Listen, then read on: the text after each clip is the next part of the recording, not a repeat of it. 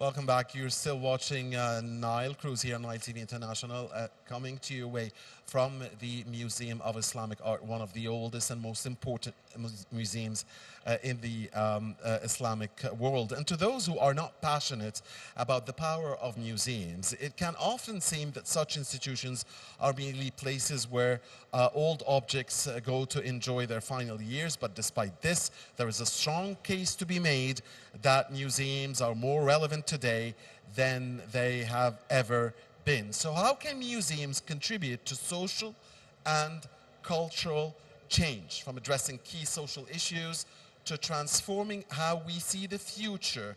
Museums have the power to reflect and shape our society. We're going to discuss this topic with our dear guest, Manar Madhar, Museum Studies researcher.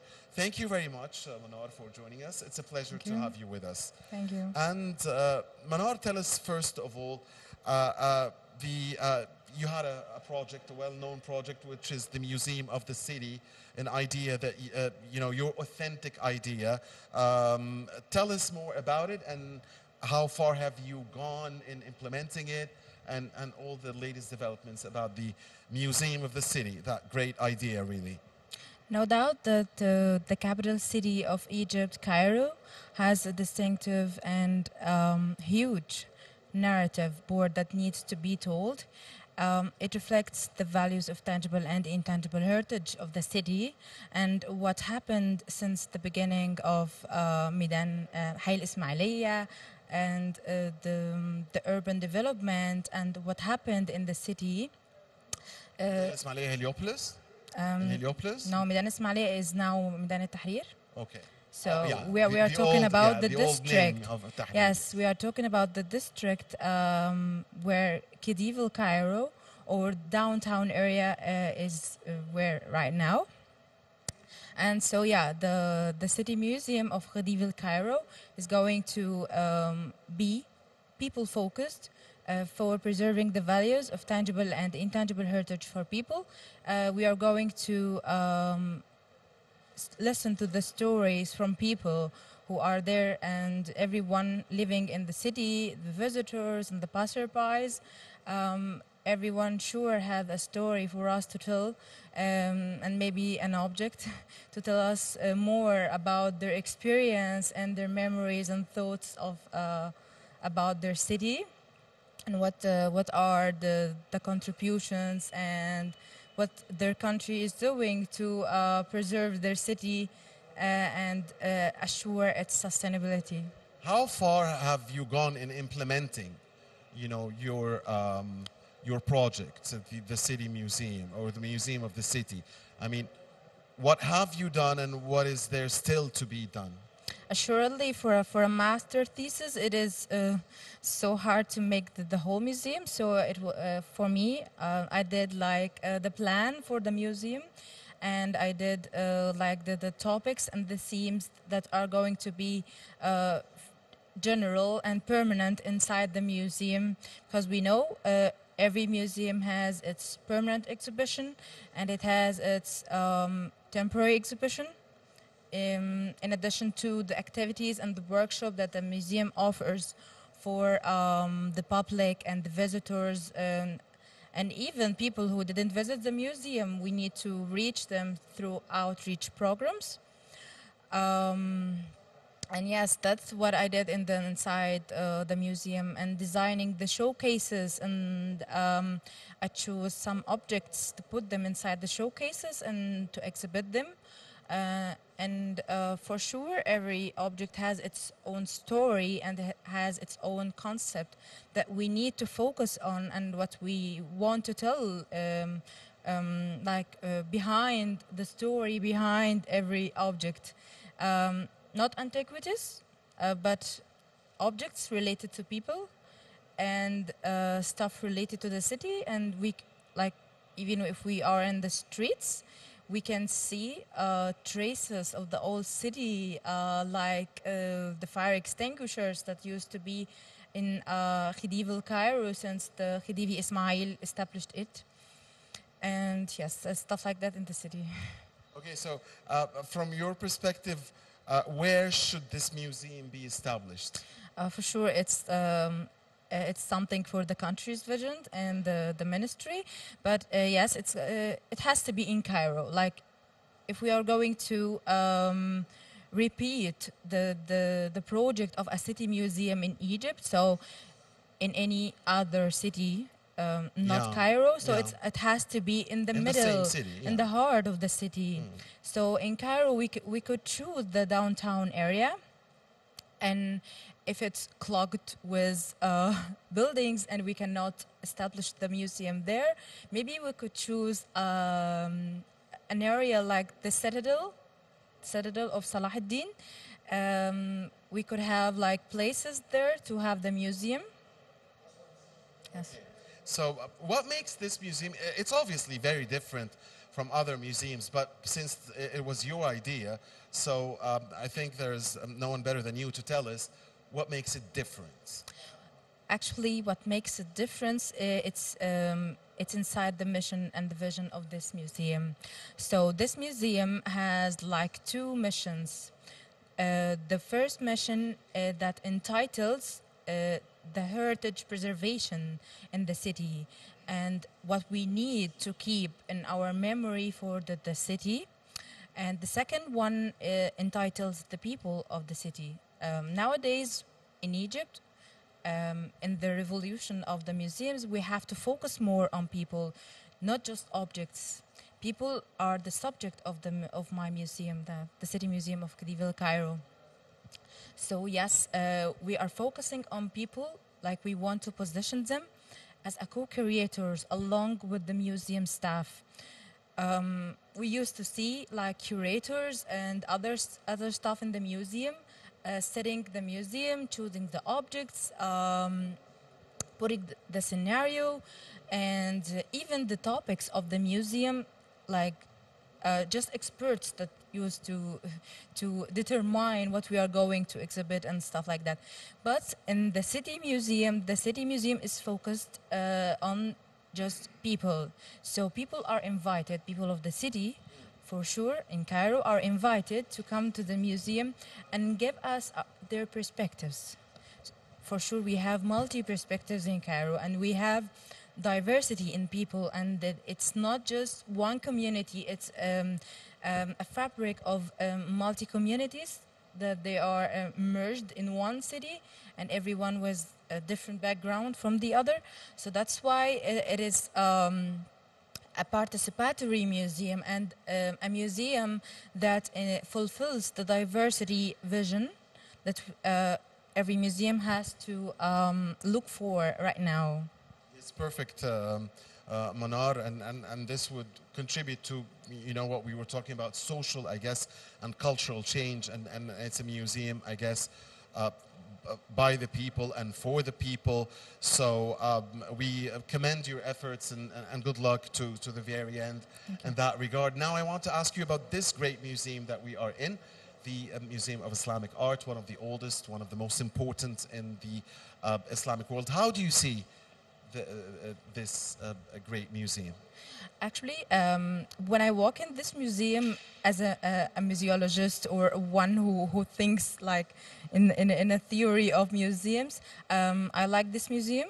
I find it different, especially after the renovation, after the tragedy, what happens in it in the bombing it. I find it really different now. Actually, I didn't visit the museum before the renovation, so I didn't know what happened. But what I'm seeing right now is a very good museum with a very good scenario and exhibition route, or the way that people like go in the museum. And I like how they are using the vitrines of their showcases. Also the lighting of the museum, like the lighting is so good because we can see that they Relaxing. are focusing. Yes, it is important because they are focusing on the object. You are not distracted with the lights. It's just the good lights that are focused on the objects, because this is the visitor's vision for for a good experience, that they come to the museum and they want to see the objects. They don't need lights in something else. It's just in the objects. Also, I think the museum is doing like good tours and workshops. I see like many Egyptians in this museum, and this is something important because we are now looking forward for local visitors to be one of the most important audiences in museums, because in Not the just past, foreigners. yes, or, in the or- past, like museums are for international. And if you ask an Egyptian, have you visited a museum in your life? And it's like something not really common in Egypt. But now, and I think after the Royal Mummies Parade, the awareness of people is really raised, and we can see this in the National Museum of Civilization. Yes, I visited it 2 times after the Mummies transfer, and We're waiting for GEM, the Grand Egyptian Museum. yeah, I mean, everybody's we are the all whole looking world is waiting forward. for it. Yes, it's gonna be fascinating. One of the biggest museums of the world, and the biggest museum that call it the has biggest one cultural city. civilization. Yeah, they even call it the biggest cultural city. Yeah. Yes. So back to the NEMIC, or the National Museum of Egyptian Civilization, I was really fascinated to see people like locals inside the museum, and we really missed this scene. Like ordinary people are visiting the museum because they are now eager to see their civilization and get to know more about it. So that's what we are really focusing now, to see people from the country are visiting their museums, and it's not a place where you can go to see some stones or antiquities, old stuff. In the city museum, it's going to be really entertaining because you're going to see stuff like, oh, I remember this from my childhood. For example, one of the objects is the chair, the very famous chair, wooden chair from the cafes. So I asked some people, do you remember this chair? And they said, yes, this is very famous. And we really all know it. So yes, that's what we are looking forward, that you come to the museum and you see objects that are really not antiquities. So you are building new experience. For sure, the museum is going to be like a mystery for people at the beginning, like what are you going to exhibit in a city museum? But I included this in my work, and I did like a kick-off showcase to let them know what you are what you are about to see inside the museum. What's the experience? Any role for technology in this? I mean, and Yes, for sure. Technology is a must right now. For example, I used in the permanent exhibition a Culturama. A Culturama is a very big screen, and it used to show some stuff that we can't show inside the showcases. For example, in the Culturama or the diorama that are going to be inside the museum, actually I implemented this idea from the Bibliothèque Alexandrina. They have the biggest diorama in Egypt there. And it's like a 160 degree screen that you can look at it and see the film or the movie that they are documenting or they want to document. So yes, for the Culturama, we are going to exhibit like old movies that are shooted or seen inside the area of downtown area. For example, we can see a movie that we all know in black and white, and this movie is well known for all of us and for our childhood. It brings back memories and it triggers our feeling of belonging to the city. Manar, you mentioned that you are happy that now, that for instance, you saw many Egyptian visitors today here at the Museum of Islamic Art. I wonder, in your view as a specialist in this field, how do we best raise awareness of the younger generations specifically? They are the future. You know, those school students, the university students, how do we raise their awareness about, you know, the existence of such great museums, a number of them, tens of them, that we have in our country, and how important would that be for the younger generations to be affiliated to their heritage? Actually, at the beginning, I thought that outreach programs like the museum take some of the museum staff and go for universities and schools to tell them what we have in our museum. That was the first thought for me, that we create outreach programs, because if we go to them and let them know what we are exhibiting, maybe they come to our museum and visit it, and if they visited one time and they like the experience, they can repeat it. But now I think that the events is very important. When we witnessed the Royal Mummies Parade, we could all see what happened after it. Like many millions of people were witnessing the live event, and after it we could see on social media that people are really concerned about what happened, and we didn't know that we have this, and why are you exhibiting mummies, and why mummies, and the questions are raised. And this is important for awareness, because if you have questions, then you have people who are eager to know more, and that's we are looking forward. So I think the country's vision about the events and like doing them in this pleasant way is very important for raising awareness in universities, and maybe if we're talking about youth. So in schools and in universities, this is important to have events like that. And we are looking forward for the event of the inauguration. Yes, the Grand Egyptian Museum. It's going to be really important. And yes, people are looking forward for it too.